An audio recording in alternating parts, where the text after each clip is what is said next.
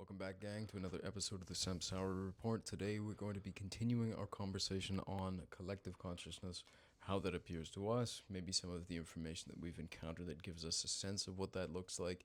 A lot of it is going to be speculative because it's very hard to pin down what we're discussing to begin with. I think we call it the hard problem of consciousness for a reason, but as a sort of fun idea playground, I really like to explore this. And if nothing else, even if it is speculative, I find it enjoyable as a flexibility exercise of the mind. Yeah. That being said, there are some things that we're going to be referencing, namely things that we've encountered in readings of spiritual material. For example, I know the Gnostics speak about something like this. This has come up in odd corners, like if you've ever encountered the channelings of Ra, Sikhism, I'm sure, has some description of this and what this looks like. I know this comes up in the book Autobiography of a Yogi with Paramahansa Yogananda. So there's a few areas that we can pick from, but that's essentially what we were going to start with today. Yeah. Is there any like jumping off point that you find especially interesting, or what are your thoughts? I think that the idea of collective consciousness kind of gives me a sense of hope in a way that, if you can affect change in one corner of the globe, that it could potentially kind of, cause ripples out to the world. Right. And so that's something that, we're not 100% sure in terms of the science behind it. Like humanity is still figuring out even just singular consciousness. We don't have a grasp on where consciousness resides, where it's like fully kind of developed. Right. And so, what the relationship is once it comes into the what we recognize as the individual, how it's expressed. In that sense, yeah, absolutely. and it seems so barbaric that when they were actually studying human consciousness, they were like, basically just opening up parts of the brain and just like prodding. Like they would like, okay, let's see if we burn this part of the brain, like what happens. Okay, this person lost their sense of smell or whatever, right? And you had lobotomies at one point, which was believed to positively affect consciousness at that time.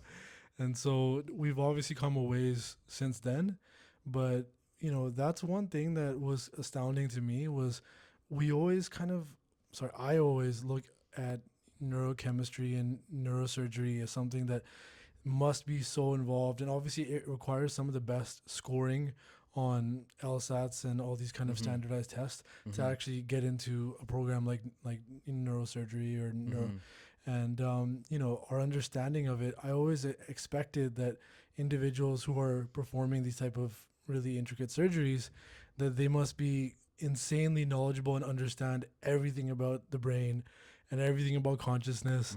But it's mostly just like, okay, this has worked. So this is how, and as far as I understand it, it's like, we're still massively not knowing about a lot of how the brain works. Yeah.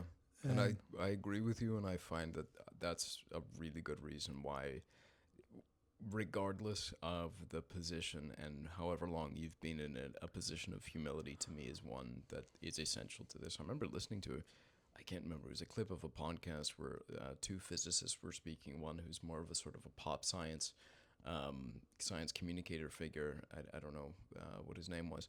And I suppose like one of the founders or major contributors of a given field, and his like opening salvo and question to this other physicist was like, do you still find like you're willing to be wrong about certain things? And I thought, like, isn't that essential to the whole practice? Like, should you ever lose something like that?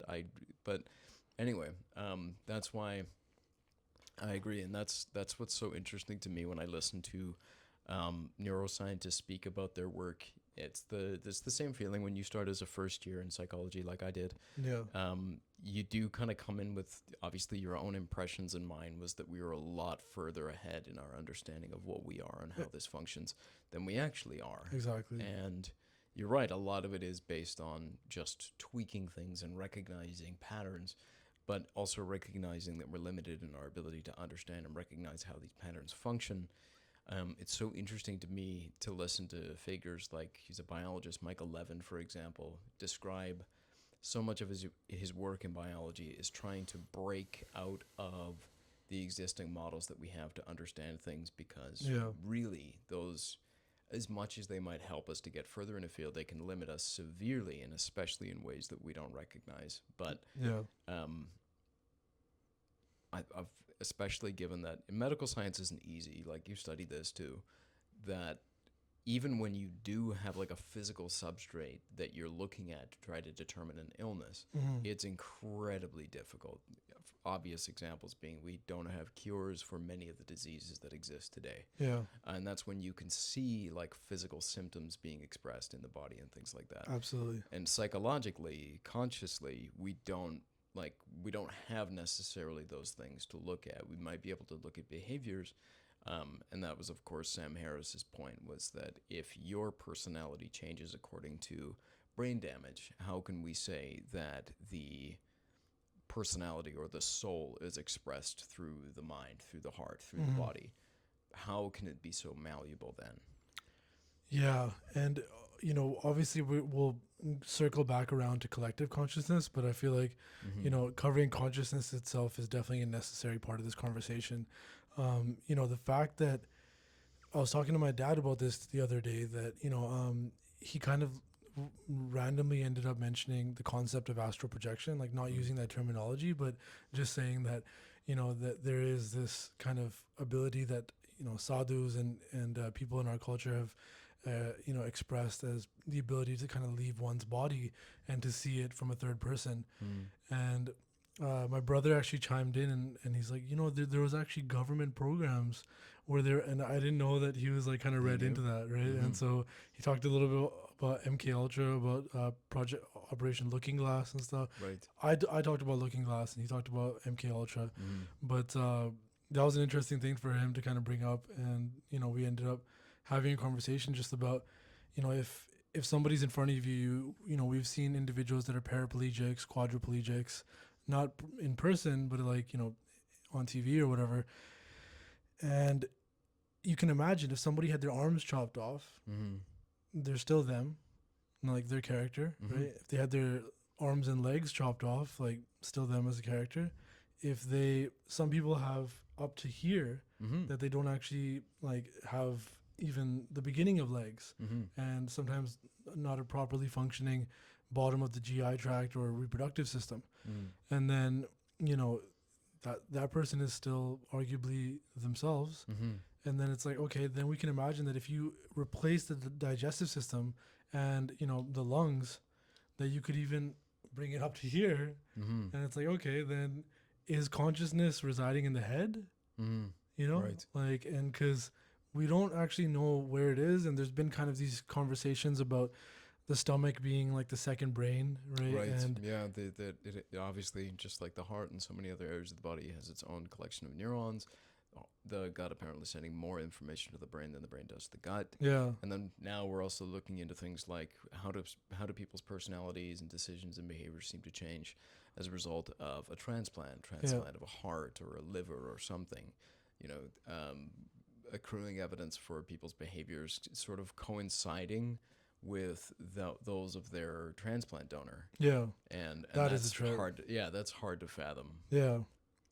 And there's I also recently learned about, there's this rare disorder where your left and right side of your body actually work independently. Right. That's when they cut the corpus callosum and they notice like one.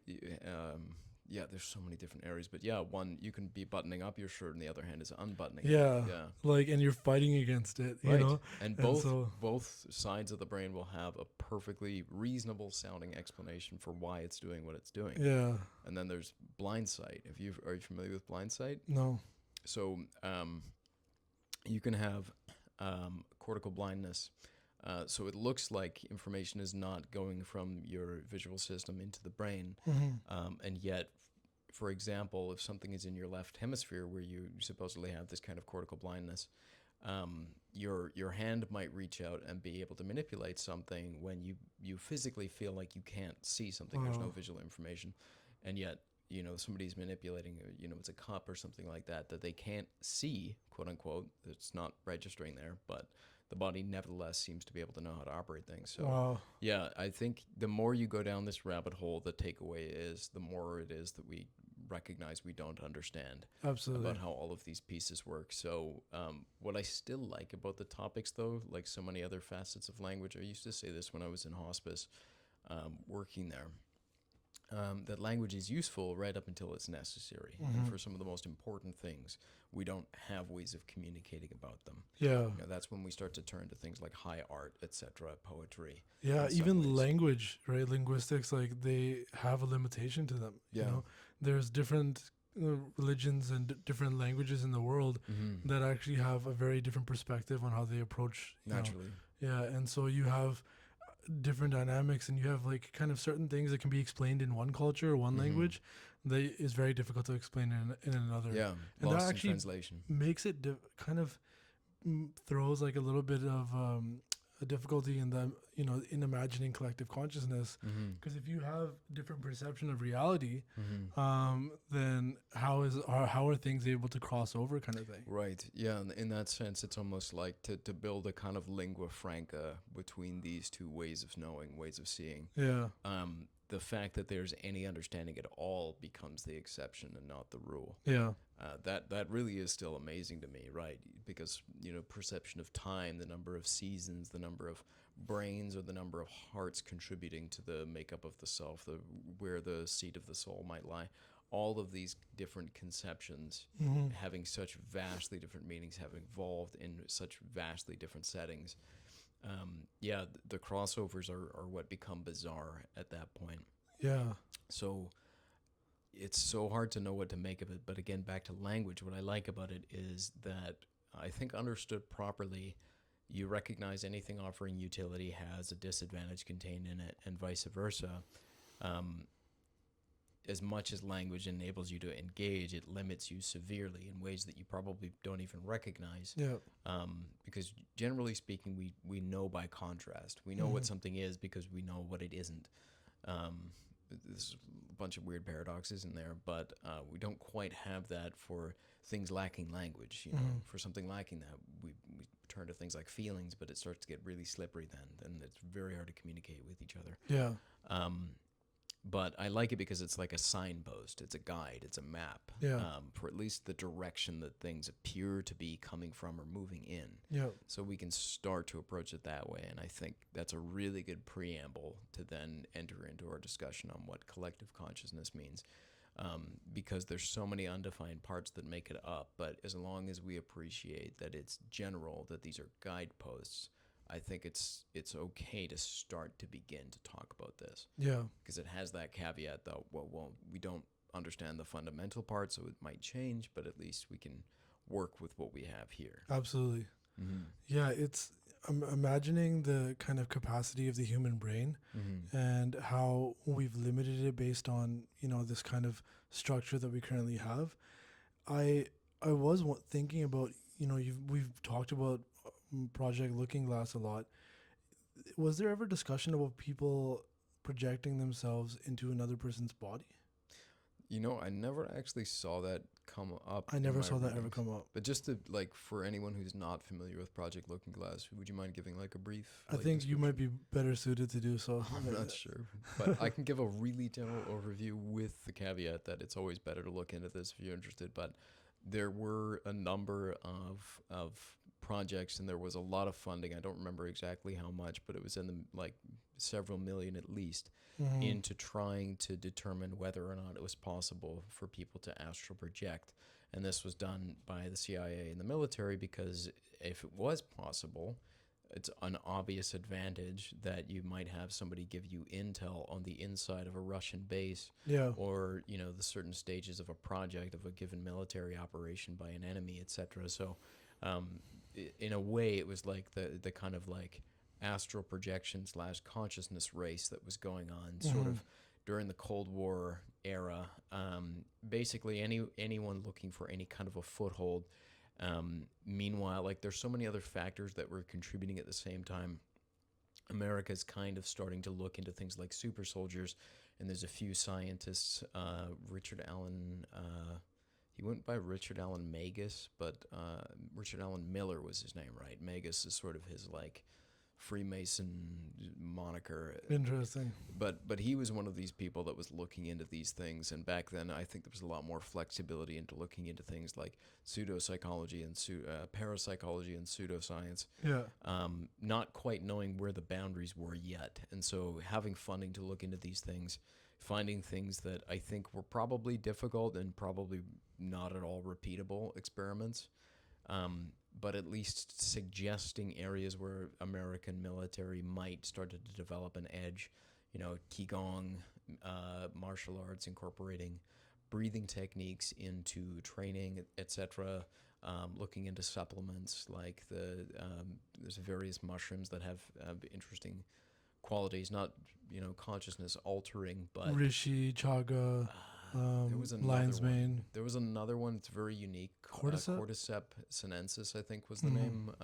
Mushroom that grows in Tibet, and that was the one that they were sort of looking at. But he looks into he was supposedly one of these like wunderkinds that was eventually roped into the Navy and started doing science. And anyway, just to sort of lay the foundation. There's people that are willing and listening within the American intelligence establishment who are open to seeing that these projects get tested, because of course now the OSS has sort of been disbanded and made up into the CIA and other intelligence organizations within the U.S. Under the guise of no one knows. Unless it's on a need-to-know basis, so that way they can approve huge amounts of funding without getting any oversight, and so naturally you have a lot of room for, more or less blue sky research into these things. So I doubt a lot of it actually panned out, but there were things that they were interested in, and one of those was something like MK Ultra. They legitimately gave people LSD and tried to examine what the steps might be to get them to become a kind of Manchurian candidate. And there's a lot of speculation therein, but those were definite projects actually carried out in parts of Canada. Yeah, Montreal, yeah. So there was a legitimate basis for this. Obviously, a lot of it is behind, if it's been released at all, it's heavily redacted, so we're still speculating, but that's to kind of lay the foundation for this. So yeah, they invested heavily in Project Looking Glass, and there's still people claiming that they came up with results that they didn't share, and there's a lot of people saying there was no strategic advantage gained by it, so the project was scrapped.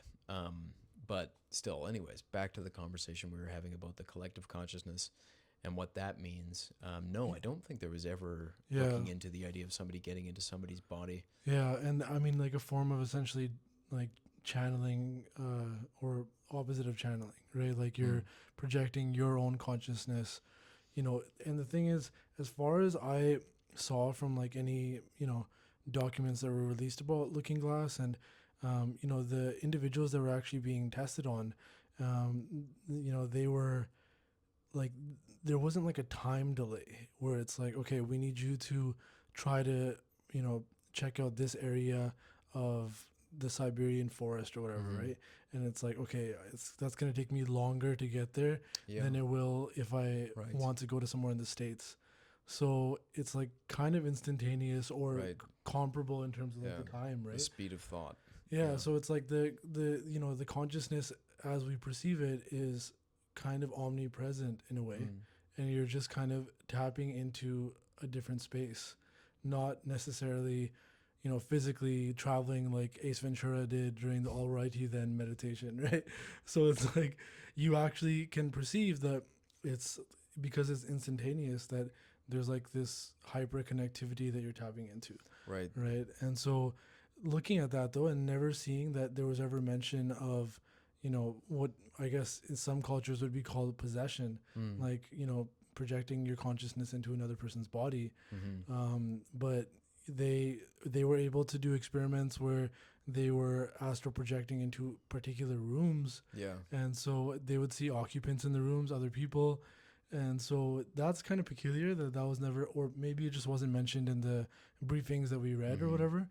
And, it'll be something that, you mentioned that officially the program was probably closed. Mm. But as we know, with a lot of these military applications, if they close one, they might open another one in a different kind of way, right? Right. Right. With a different methodology.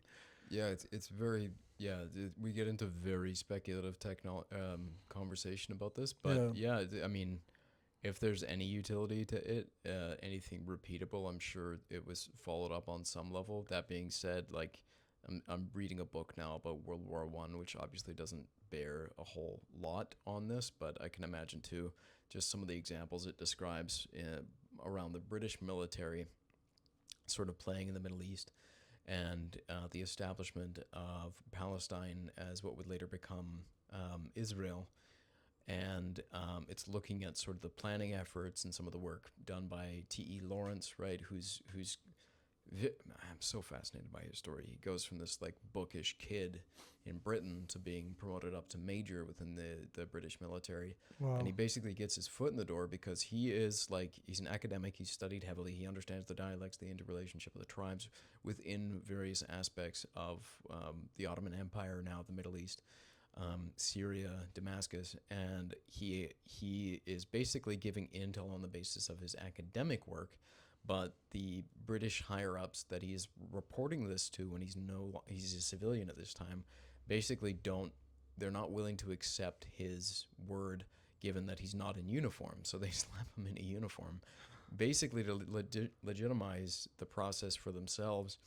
And like he doesn't wear the uniform properly, he's unkempt, like he's just not following protocol at all. But anyway, it does kind of give you a little bit of insight into how in military and war, in history generally, just because a project has a lot of utility, strategic value, like it's looking great on paper, doesn't mean it gets followed up. There's often like really great ideas that get scrapped based on ego by the higher ups. It's like there's so much at play, so I can totally imagine. Again, imagine is the word I'm using, not know. Imagine that in that space too, because it's so heavily, what is the word, stovepiping? So heavily compartmentalized that the opportunity for ego, for stupidity, for jockeying within those positions is probably just as intense, and there's even less chance for oversight and corrections. So how they manage to overcome those kinds of challenges to try and becoming like giving themselves an edge, I really don't know. Yeah. But all of that to say, if we make the jump from what we've seen, given the military projects, the intelligence projects that were developed, and then into things like spirituality and religion, which look at collective consciousness, or we look at astral projection, there's a number of examples that come up around the world in different ways that nevertheless have the same sorts of patterns.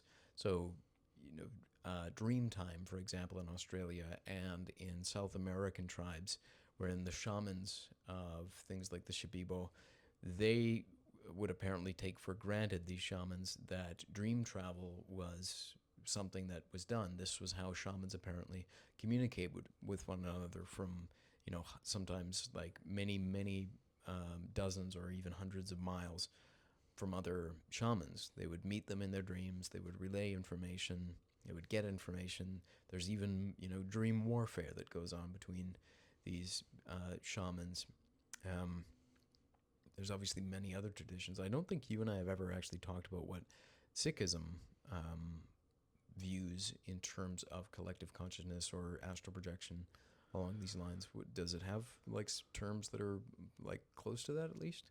So the concept of astral projection has been discussed a lot in stories of Sikhs that were really into meditation. Mm-hmm. Different stories that I've heard over the years where an individual might astral project out of their body, and in a state of samadhi. Mm-hmm. Like samadhi is kind of considered the precursor to be able to do this. Mm-hmm. So a state of oneness where it's not necessarily that you're enlightened, but you've reached the state of meditation where you can really separate yourself from your physical body in terms of your reliance on it, and you can in that process also disconnect your consciousness in a way.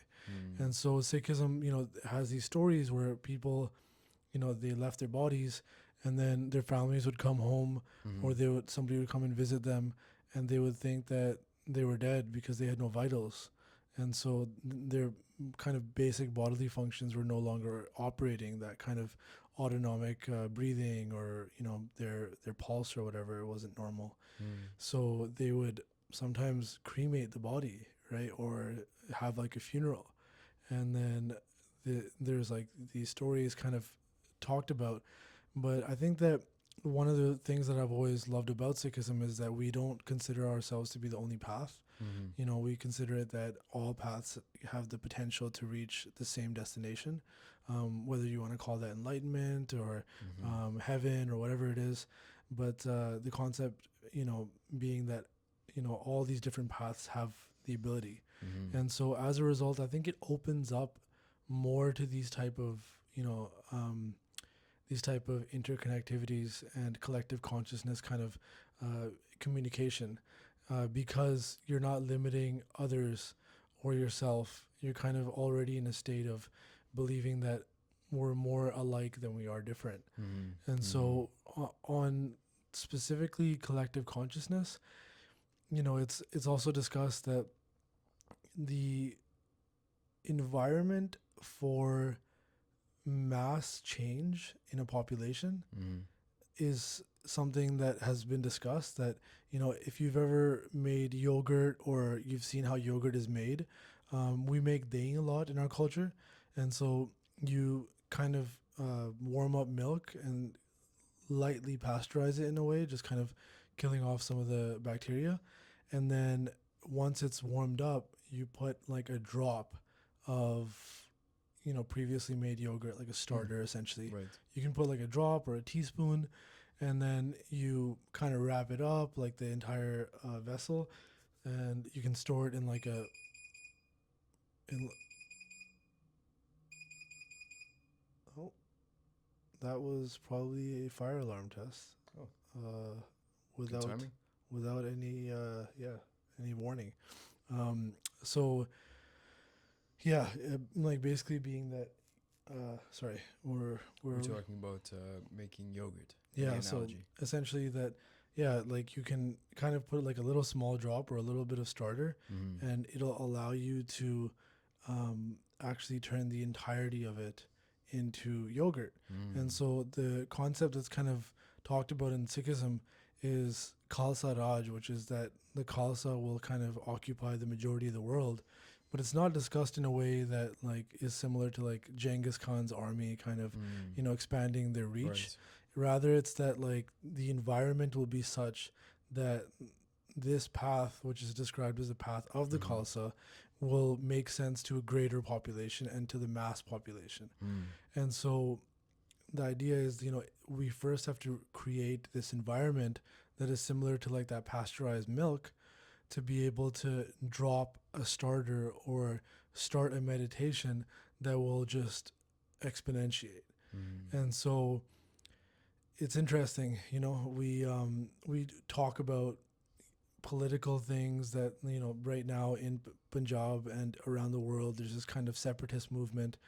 And I've never personally really identified with that movement too much, because I tend to look more towards the scriptures, which talks, the 10th Guru's writings talk about the phenomenon of Khalsa Raj, that this kind of worldwide thing, whereas the political kind of agenda seems to be more in that region, of India. A little more parochial. Yeah, and so it's something that is not directly always discussed in terms of, the collective consciousness being something that we're aiming for. But the idea is that, even in the Veda, I believe, like in the Vedas, it talks about if you have about a tenth of your population getting hyper focused on meditation, on self betterment, that you can actually cause that change to happen. You can have mass change and movement towards that direction. And we've talked a lot about how we kind of view the collective humanity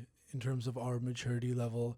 And so I feel like that is something that, if humanity is to move forward into, using the Kardashev scale Mm-hmm. into like a type 1, a type Right. 2, or type 3, Right. that we would have to move past a lot of the things that are holding us back currently. Mm-hmm. And, talking about that whole concept about type 1, type 2, type 3 species, Mm-hmm. you know, it was really weird when I would watch Star Wars as a kid and see that they basically had got to type 2 civilizations where they're able to blow up, planets and that kind of stuff, Mm. and they're able to do this massive amount of damage. But also the reach that they had was, they were able to move around galaxies, kind of thing, Right. Right. right? And I was like, okay, so they got to this high level of consciousness and technology, Mm. but they still have war. Yeah, none of that. That's where it stops making sense. Like to Yeah. me, I come from like a Star Trek background, and it's similar for me in that you have all of these different races. You have the Federation that's composed of many, Mm-hmm. and then you have the Klingons, and the Klingons are sort of known as this like warlike species. And it always like that was what threw me off the most. Was I liked some of the facets like Worf. If you've ever watched TNG, Yeah. there's this great line: "The honor is to serve." And I love that line. It's great, but they would self-extinguish.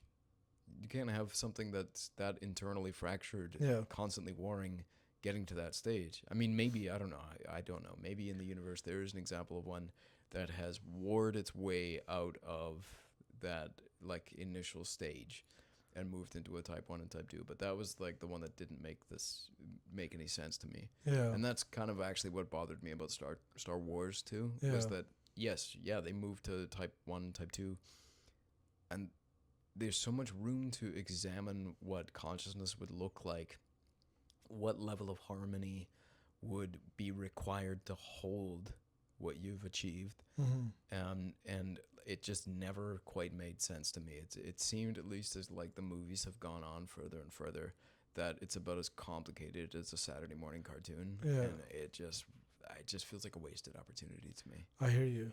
Yeah. Yeah. And seeing how fiction actually kind of charts out our futures, especially science fiction, Right. it's always been something that interests me, just because it's a foray, like a map for how we're going to proceed, how things are going to look and feel. yeah, and there's always like a tortured or torturous thought that kind of will cycle through my head, and I guess a lot of people can probably relate Yeah. to it too, that you wonder, after we pass, like Mhm. what will humanity move into? Mhm. And then you feel like you're going to miss out, there's going to be FOMO. And so I get this weird FOMO thought where Interesting. I'm trying to take in as much as I can now, Yeah, and I watch science fiction to actually kind of appease that. Appease that a sense of little bit, FOMO. you know? Interesting, because I know that there's definitely a lot of people that are looking at this and going like, "Thank Christ, I won't see where this is headed." yeah. That exists too, which is interesting. To My me. curiosity is just Yeah. kind of ridiculous, and obviously it's a trait that's amazing to hold, Mhm. but as I said, it kind of gives you these feelings of, future FOMO, right? And not being able to kind of see how humanity evolves and that kind of thing Right. into the future. We are, however, at a major transitionary point in humanity. Right, where we're like, there's a lot of flirtation with a dystopia Yeah. happening. And we got to see so much change in our lifetime. Yes. We saw the emergence of the internet. Mm-hmm. At a young age, we had dial-up. We didn't really have that much connectivity via the internet. Mm-hmm. We still relied on pen pals in China, Yeah, and that's that cool. was We in should our still keep that lifetime. going. Yeah, I mean now they just kind of FaceTime and they have streamers and all I that kind know, of but stuff. the romance of the letter. It is beautiful, Yeah, it's like and vinyl records. But all of that to say that, by the way, I'm not trying to cut you off if you have more thoughts no, on you this. always do cut me I off, so do. I'm just Well, yeah. I'm so interested by this, and this does kind of touch on what we had talked about the last time, which is a little bit about Carl Jung's discussion of the shadow. Mhm. This idea that until you make the unconscious conscious, it'll direct your life, and you'll call it fate.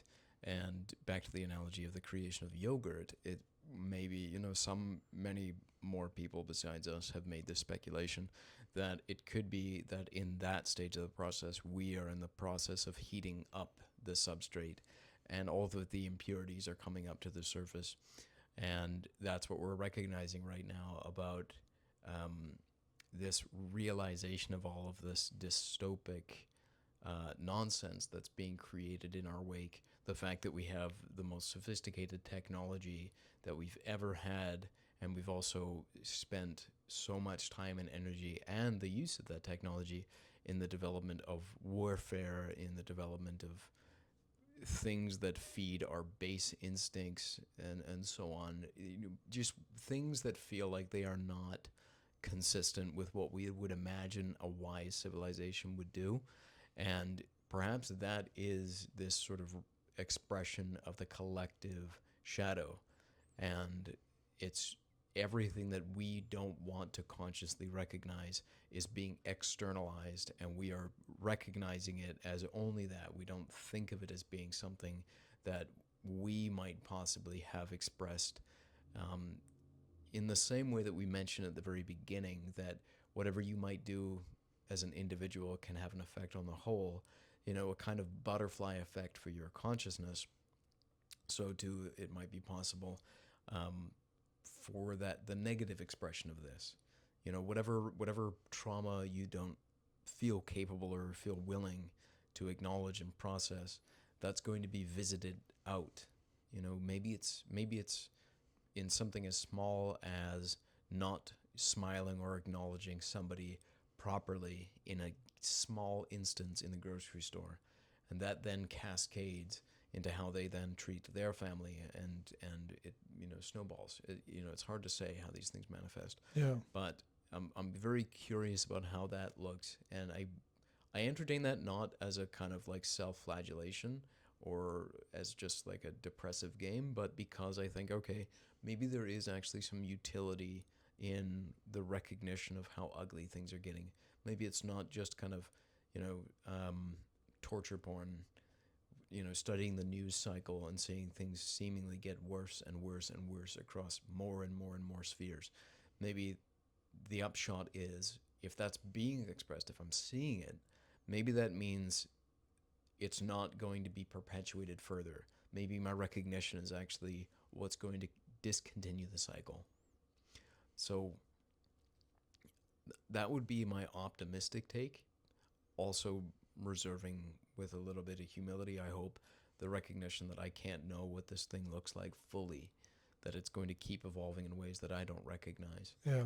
But that would be the hope. But I remember too, just to sort of dovetail off the spiritual conversation, this does come up in the book Autobiography of a Yogi, where Paramahansa Yogananda recounts his experiences with his teachers like Sri Yukteswar and there's another one that I can't remember. Lahiri Mahashaya, I think his name was. But through his conversations with these figures, he does discuss all of these things. He discusses instances where he feels or he recognizes that they might be capable of astral projection, or essentially like dividing themselves so that they could be in two places at once or three places at once, knowing things they couldn't possibly know, and visiting him after their death in various forms, and some that are very like seemingly corporeal for him. But in his conversations with them also, these figures describe the shape of collective consciousness on Earth as being not unlike a pagoda, which has a very wide base, tapering up until a very small point at the top. And the explanation of this is not that we are holding back the consciousness, but that it's a kind of balance. It is as it should be. Like the equation has been solved and this is it. There's no missing piece. There's no remainder that has yet to be factored in. Yeah. And the base consciousness, which is like, I mean, this is not meant as a pejorative, but this is just the description. It's like that of a rock. It's not aware of what it's not aware of on all spheres. But there's even among those, there's some description that, various rocks have different levels of consciousness among them. It's a spectrum all the way down, right up to the most enlightened being, the Christ spirit, etc. The Buddha, the realms of the Bodhisattvas, all of these are kind of holding this together, and the anchor is at the bottom and these are at the top. And for you to come to incarnate on this plane to learn the lessons that you need to learn, this is the extension of that conversation. You yourself hold qualities of both, And it's necessary because if you were to become, say, too enlightened, you slip the bonds. There's descriptions in Buddhism and certain yogic traditions that you escape even enlightenment. The even enlightenment is a kind of embodiment. It's a kind of tether that you can slip beyond that, and that is the ultimate goal. No longer bound by any concept beyond even the concept of the beyond. So you need both. Your vices are actually what anchor you here, and your virtues are the things that you're cultivating, but that your death can actually indicate that you have exhausted your vice's ability to hold you here, is sort of the description. Okay. Yeah. Yeah, it's really interesting to imagine, that enlightenment can still be like a form that potentially might not allow us, like from our understanding, from what I've always kind of taken in, it's this point of the drop merging back into the ocean. But yeah, perhaps the enlightenment that is generally discussed amongst like not academia, but like the kind of widespread, not necessarily religious, but the widespread community out there, it might be still kind of an individual that is still bound to their physical body in a sense, or bound to some type of practice or something, right? But yeah, it's to imagine what humanity might potentially move towards in the future. That is still something that is exciting for me. Like, it still is a source of curiosity. And so I do try to imagine how, what changes humanity has to make in order to get there. Like, what do you think is the biggest necessary changes in terms of for collective consciousness?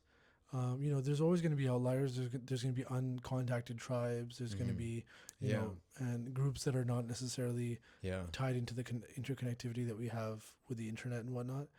But in order for us to kind of move forward, like tangibly, what are major, like war might be one that is brought up a lot, but is that something that you think about? Or I was actually thinking about this yesterday, a facet of that question that you're asking me, and I was wondering about the role that what we imagine evil is in all of this, and if it's actually possible for us, if we imagine whatever future we would like for ourselves,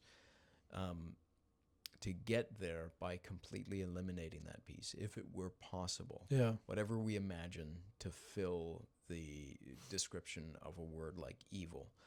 And I'm really not sure. And the reason I'm not sure is because in some ways, whatever we imagine as evil, as negative, as hatred, etc., these all do seem to create the space for the expression of virtue.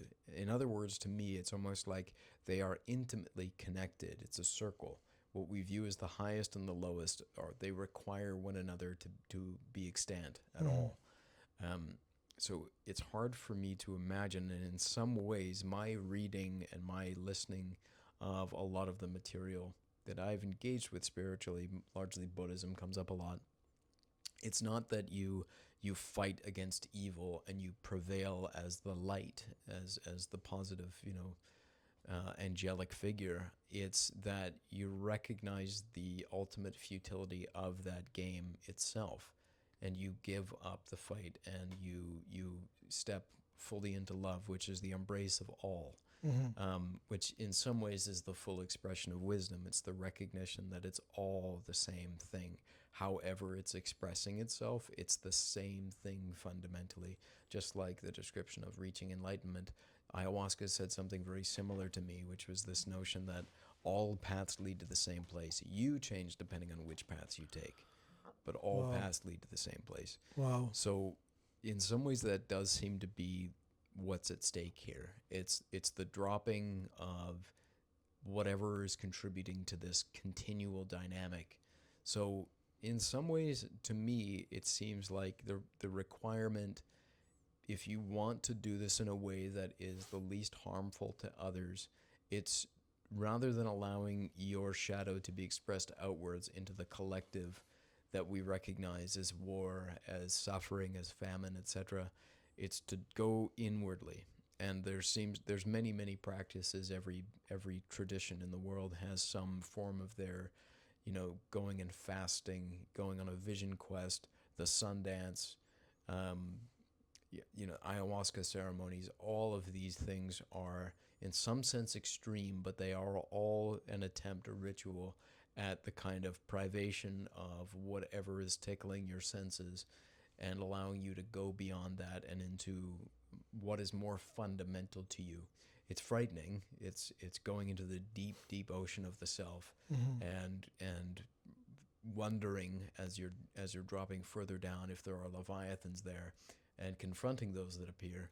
It is the it's what is the most frightening in our experience. I find it is the source of fear itself that you are approaching.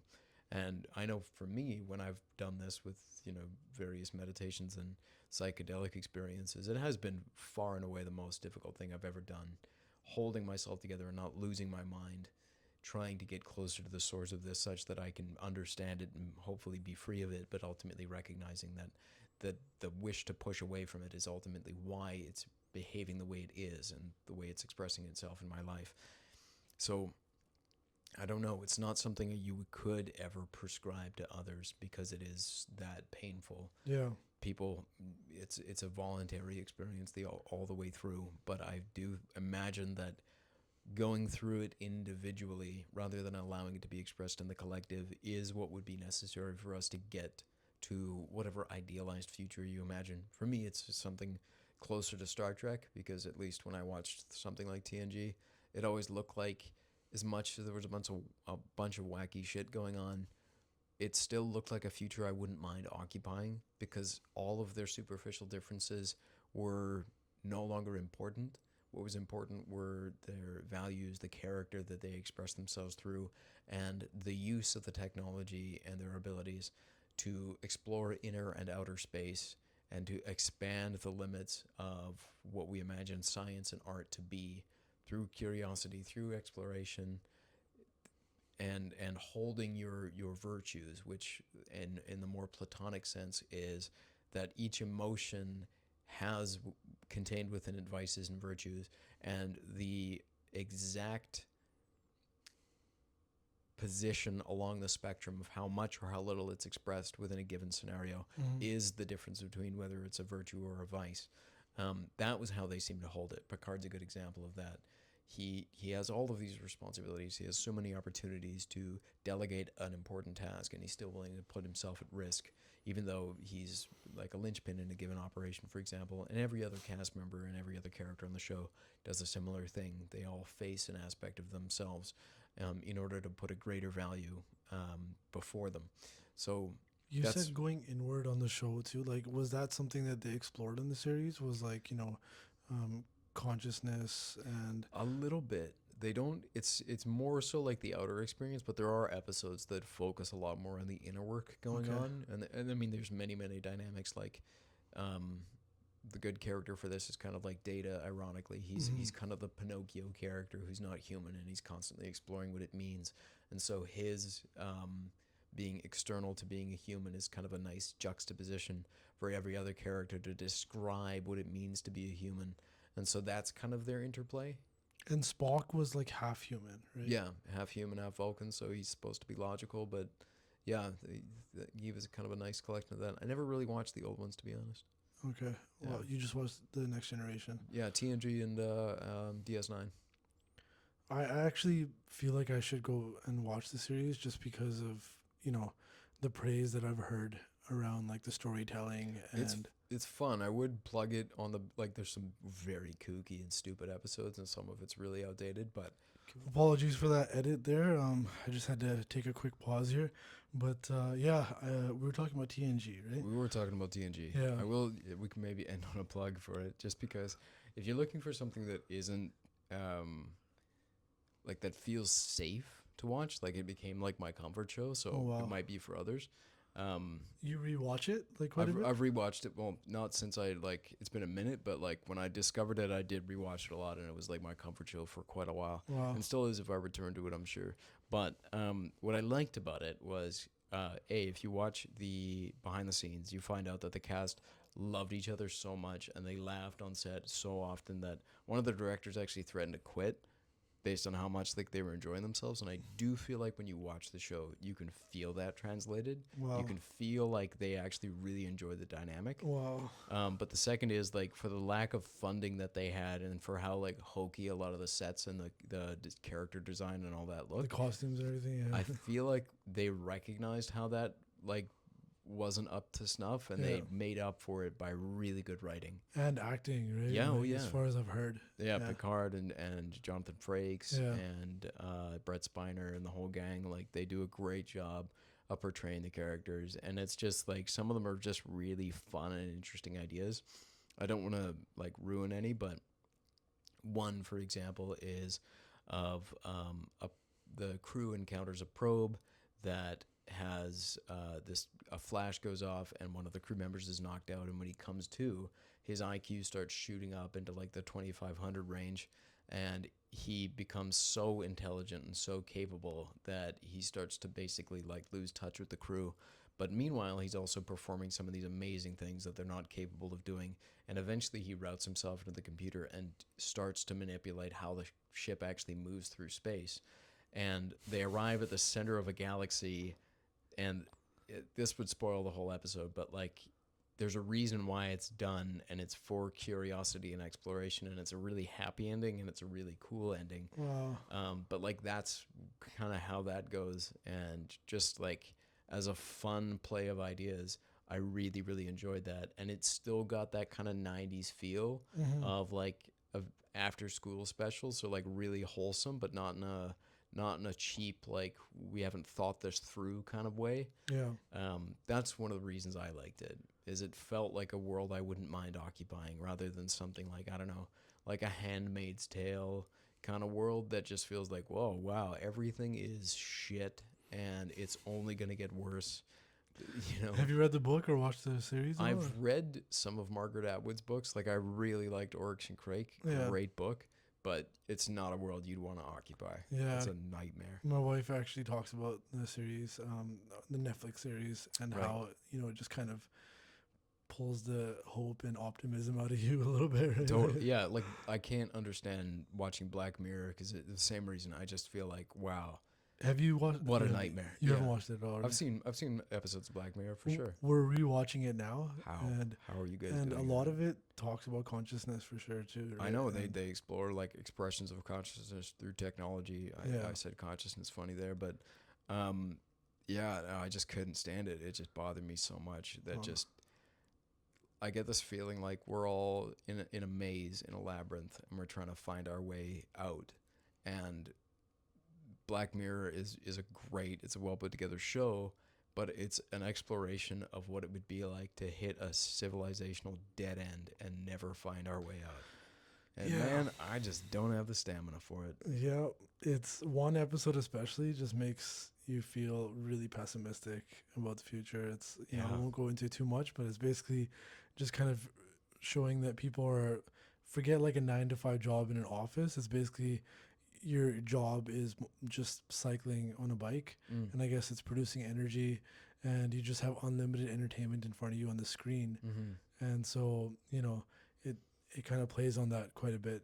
But yeah, this conversation on collective consciousness, I feel like it could be a multi-part podcast series for I think us. it needs to be, because we should actually go into a little more detail on the academic side, Yeah. and then find the link between that and the spiritual piece. Yeah. I know a lot of people are exploring this, but it would be nice to give it a little more context too, give it a little more of a grounding, I think. Absolutely. Yeah. And there's been a lot of research in trying to understand consciousness, and it stretches back quite a ways. You had obviously Freud and Jung that had their own perception of it, and now you have kind of this new age approach to things. Right. And so Terence McKenna and the psychedelic revolution or the Renaissance, and work by Dr. Rick Strassman. Right. There's so many avenues to do this in. And it's really interesting that the ones that you're naming are influenced by psychedelics. All of them. Even John Lilly and these people. Even Terence McKenna. Yeah, even him. But the joke is that that's his whole thing. Yeah. He's pretty well known for that. Yeah, and his voice. which was very interesting. I would love to know exactly how much, like what the before and after of his voice in psychedelics. I would love to know. But anyway, we've covered a lot of ground again, and there's an infinite amount to cover in future podcasts. Yeah. So I just want to say thank you. This has been really fun. I think even in this short time that we've talked, we've showcased just how wide this topic is. Hopefully you guys have enjoyed the cursory exploration and you're looking forward to future conversations. I know I am, because this is one of those things that to me is endlessly fascinating. Absolutely. The conversations we have, obviously on our own when we're discussing things, there's the dynamic there, but there is a different dynamic when we're actually recording and talking to each other like this. If anybody does notice any wincing on my part during the podcast, I have a pinched nerve on my left shoulder right now, and it's been giving me quite a bit of pain the last few days. So I apologize for that. Any unnecessary movement. But yeah, these are always super fun to just kind of have a conversation and see how it goes. I think that we'll kind of play with things in terms of structuring in the future. But for now, I love it. It's I'm enjoying this very much. Absolutely. And good on you, Sam Peter, for putting on a brave face throughout the podcast. Yeah, exactly. No, I really, really enjoy this. And thank you so much, man. I really appreciate you set up the space. You've done so much to make this possible. And yeah, I look forward to these so very much. So yeah, until next time, I suppose. Yeah, until next time. Thank you so much for tuning in this time. And we'll see you guys next time. Be safe, everyone. See you guys. Bye.